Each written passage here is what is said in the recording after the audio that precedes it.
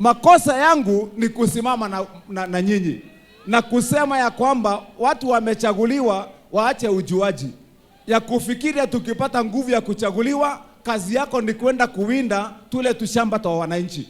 Mimi niliwaambia kwa hiyo hesabu mimi siko hapo, na wakilete ninanyakua ninarudishia nyinyi. Sasa mimi nikakuwa adui. Kazi yao ni kwenda kunitangaza kule kila mahali, huyo jamaa tumalize. Huyo jamaa anatuweka ufukara. Nyinyi mtasimama na mimi? Tuhemwado itu. Tuko pamoja na nyinyi wanajuja. Hebu nione wenye wako na Wamatangi hapo, wenye wako na Wamatangi hapo. Asante.